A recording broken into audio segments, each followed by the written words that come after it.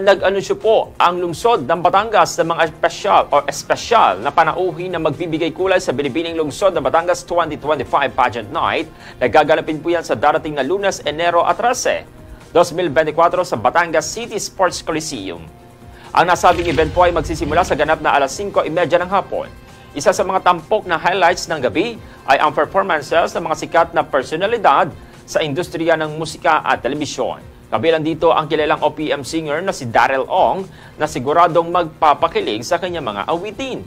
Kasama rin po si CJ Villavicencio na magdadala naman ng saya sa kanyang mga performances.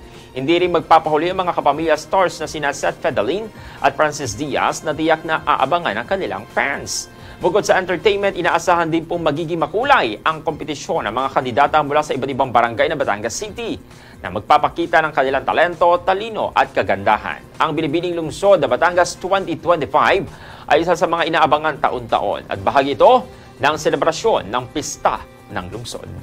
Good morning.